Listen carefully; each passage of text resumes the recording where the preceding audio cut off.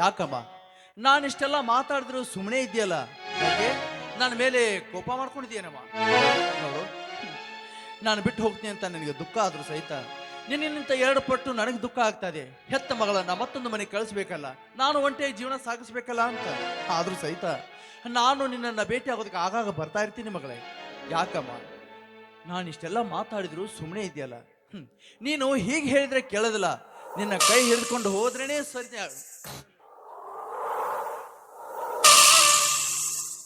ಯಾಕಮ್ಮ ಮದುವೆ ದಿನ ಹೀಗೆ ಮಲ್ಕೊಂಡಿದ್ದೀಯಲ್ಲ?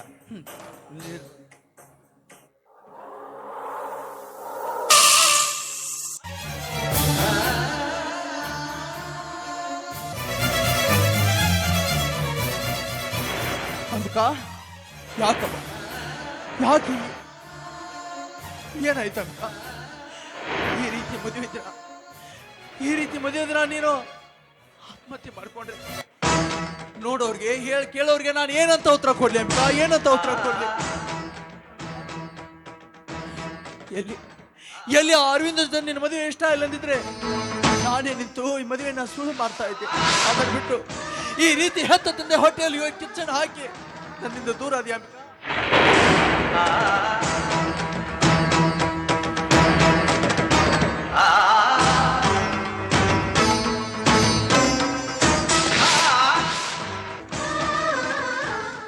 ಇದೇನಿದು?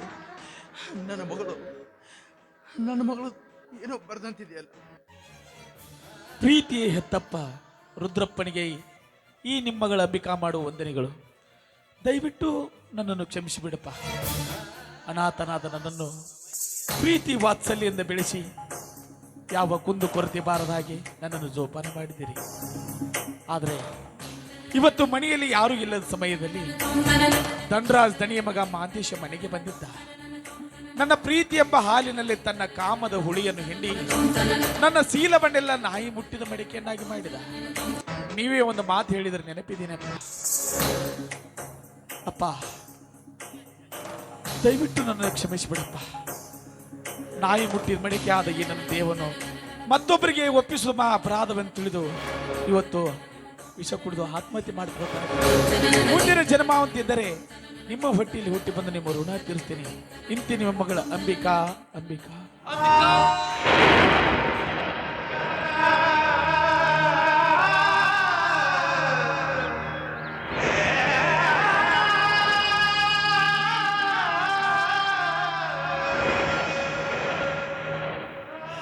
ಅಯ್ಯೋ ದೇವರೇ, ಎಂತ ದುರ್ದೈವಿ ನಾನು.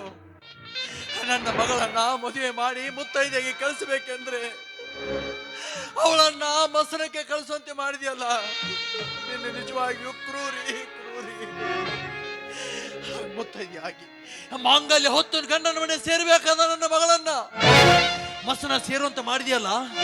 ಏ ಮಾತ್ಯ, ನೀನು ದನಿಯ ಮಗನೇ ಆಗಿರೋ, ಯಾವ ಮಹಾರಾಜನ ಮಗನೇ ಆಗಿರೋ, ನನ್ನ ಮಗಳಿಗೆ ಈ ಸ್ಥಿತಿಯನ್ನು ತಂದ ನಿನ್ನನ್ನ ಸುಮ್ಮನೆ ಮಾಡೋದಿಲ್ಲ.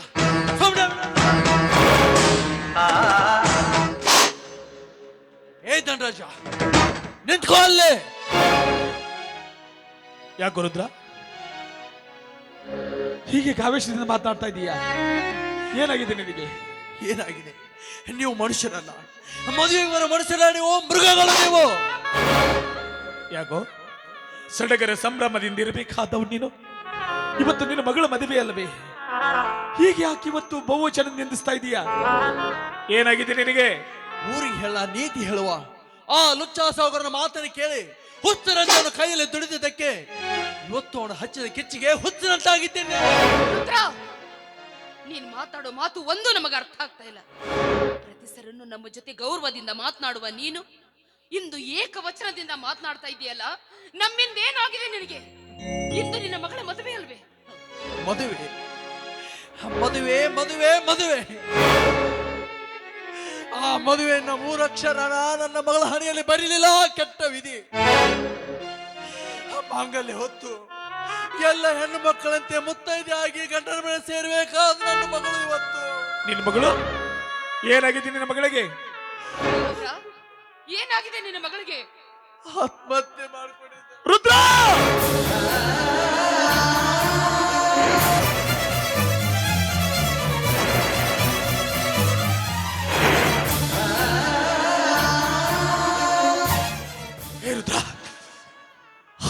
ಮಾಡಿಕೊಳ್ಳೋ ಆಪತ್ತು ನಿನ್ನ ಮಗಳಿಗೆ ಏನು ಬಂದಿತ್ತು? ಏನಾಗಿದೆ ಅವಳಿಗೆ? ನನ್ನ ಮಗಳ ಜೀವನದಲ್ಲಿ ಯಾವತ್ತೂ ಆಪತ್ತು ಅವಮಾನ ಅನ್ನೋದು ಬಂದಿರಲಿಲ್ಲ. ಇವತ್ತು ಅವಳಿಗೆ ಆಪತ್ತಂದು ಆ ಅವಮಾನಗಳಿಸಿ ಅವನನ್ನು ಪ್ರಾಣ ಕಳೆದ್ಬಿಟ್ಟ ಗೋಮುಖ ವ್ಯಾಘ್ರ.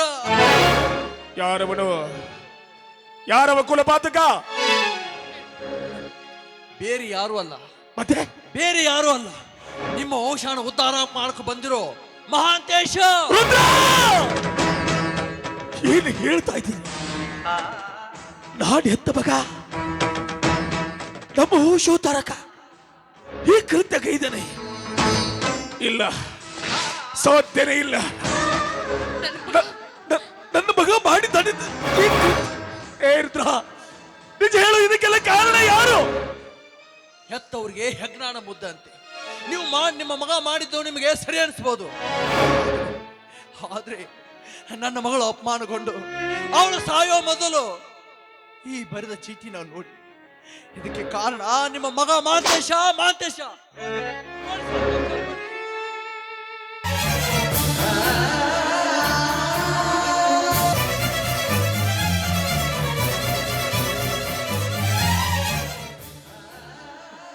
ಮಹದೇಶ ಎತ್ತ ಕೆಲಸ ಮಾಡಿಬಿಟ್ಟು ಶಿವಶರಣರ ಮಠದಲ್ಲಿ ಮಂತ್ರ ಪಠಿಸುವ ಗಿಳಿಯಾಗಿದೆಯಾ ಎಂದು ನಾನು ತಿಳುಕೊಂಡಿದ್ದೆ. ಕಂಡ ಹೆಣ್ಣು ಮಕ್ಕಳ ಶೀಲಹರಣ ಮಾಡುವ ಕಾಮುಕ ನನ್ನ ಮಗ. ಹೇ ಮಾದೇವಿ, ಕಂಡ ದೇವರಿಗೆಲ್ಲ ಹರಕೆ ಒತ್ತಾಡೋದಿಲ್ಲ. ನೋಡೆ, ನಿನ್ನ ಮಗ ಮಾಡಿದ ಮಾನಹೀನ ಕೃತ್ಯವನ್ನು ನೋಡು. ಎತ್ತ ಮಗನಿಗೆ ಜನ್ಮವಿಟ್ಟೆ.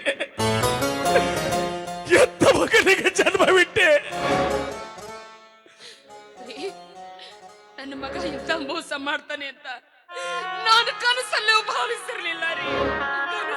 ಯಾರಿಗ್ ಗೊತ್ತಿತ್ರಿ ಅವರ? ಯಾರಿಗ್ ಗೊತ್ತಿತ್ತು ನಿಮ್ಮ ಮಗ ಇಂಥ ಕೆಲಸ ಮಾಡ್ತಾರಂತ?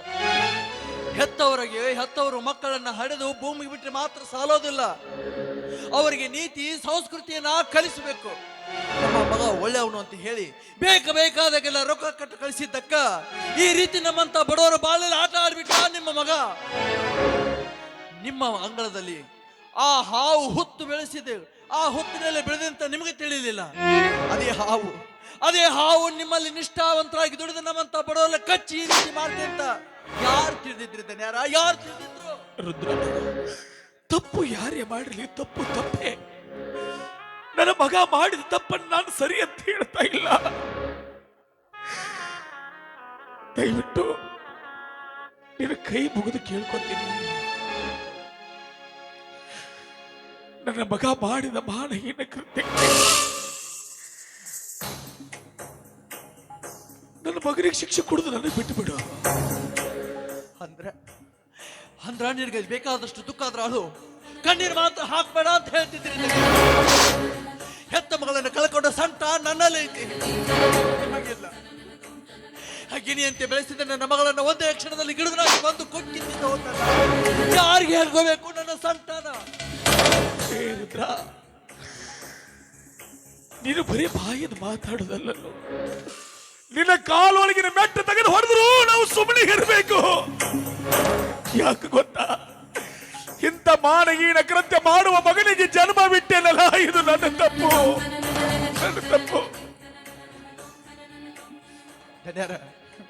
ಅವತ್ತು ನಾನು ನನ್ನ ಮಗಳನ್ನು ಕರ್ಕೊಂಡು ಮನೆಗೆ ಬಂದಾಗ ಅವಳ ಕತ್ತಿಗೆ ಬಂಗಾರದ ಸರವನ್ನು ಹಾಕಿ ಆನಂದ ಪಟ್ರಿ ನೀವಿಬ್ರು.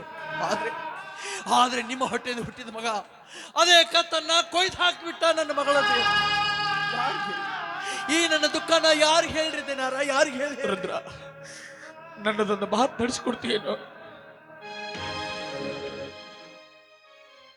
ಹೇಳಿದ್ದೇನೆ. ಈ ಜೀವನವೆಲ್ಲ ನಿಮಗಾಗಿ ದುಡಿದಿದ್ದೇನೆ. ನೀವು ಮಾಡಿದ ಉಪಕಾರ ನನ್ನ ಮೇಲೆ ಬೆಟ್ಟದಷ್ಟು ಐತಿ. ಹೇಳ್ರಿ, ಆ ಮಾತು ಹೇಳ್ರಿ, ಸಾಧ್ಯವಾದ್ರ ನಡೆಸಿಕೊಡ್ತೀನಿ ಅಂತೇಳಿ ನನಗೆ ಮಾತು ಕೊಡೋ ರುದ್ರ. ಯಾಕ್ರಿ ಇದೇನಾರ ಇಷ್ಟು ದಿನ ನಿಮ್ಮ ಮನೆಯಲ್ಲಿ ಹಾಳಾಗಿ ದುಡಿದ ನನ್ನ ಮೇಲೆ ನಂಬಿಕೆ ಇಲ್ಲ ನಿಮಗ? ಆಯ್ತ್ರಿ, ನೀವು ಹೇಳ್ದಂಗ ನಿಮಗೆ ಮಾತು ಕೊಟ್ಟ ಹೇಳಿ ಕೈ ಮೇಲೆ ಕೈ ಹಾಕಿ ಹೇಳ್ತೀನಿ, ಮಾತು ನಡೆಸ್ಕೊಡ್ತೀನಿ ಅಂತ. ರುದ್ರ, ಮದುವೆಗೆ ಬಂದ ಜನರಿಗೆ ನಿನ್ನ ಮಗಳ ಸಾವಿಗೆ ನನ್ನ ಮಗನೇ ಕಾರಣ ಅಂತ ಯಾವ ಕಾಲಕ್ಕೂ ಗೊತ್ತಾಗಬಾರ್ದು. ನಿನ್ನ ಮಗಳ ಸಾವುದು ಆಕಸ್ಮಿಕ ಆಗಿ ನಿನ್ನ ಬಂದ ಜನರಿಗೆ ಹೇಳಬೇಕು. ಇದರೊಂದು ಮಾತು ಮುಚ್ಚಿಡು ಅಂತೇಳಿ ನಿನ್ನ ಕೈ ಮುಗಿದು ಕೇಳ್ಕೊತೀನಿ. ಇದು ನಿನ್ನ ಮನಸ್ಸಿಗೆ ಒಪ್ಪಿಗೆ ಬರ್ಲಿಲ್ಲ ಅಂದ್ರ ನಿನ್ನ ಕಾಲಿಗೆ ಬೀಳ್ತು ಬೇಡ್ಕೊತೀನಿ ರುದ್ರ, ಇದೊಂದು ಮಾತು ತರಿಸ್ಕೊಡು.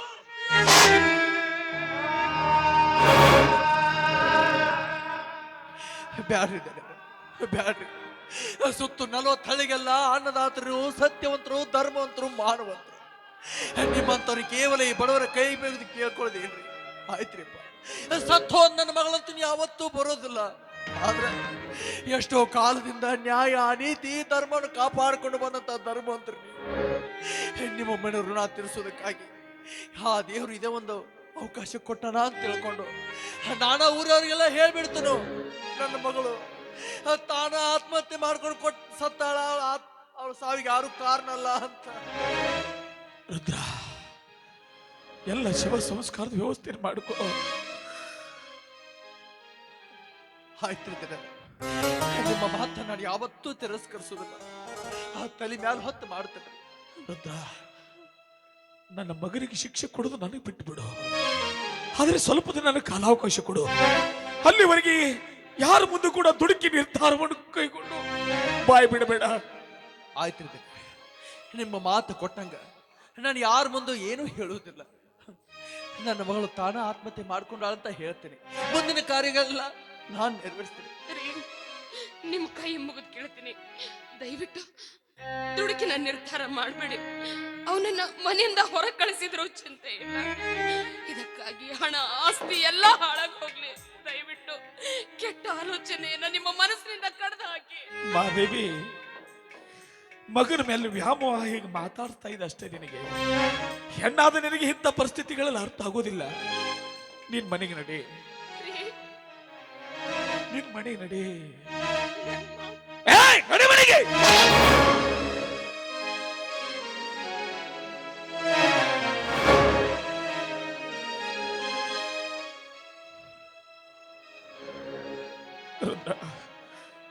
ಎಲ್ಲ ಶಿವ ಸಂಸ್ಕಾರದ ವ್ಯವಸ್ಥೆ ಮಾಡ್ಕೋ.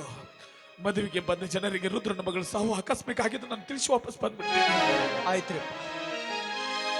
ನಗತೈತಿ ದೈವಾಲಿ ಅಳತೈತಿ ಜೀವಾಲಿ, ನಗತೈತಿ ದೈವಾಲಿ ಅಳತೈತಿ ಜೀವಾಲಿ, ವಿಧಿಯಾಟ ಕಂಡೋಗನವ,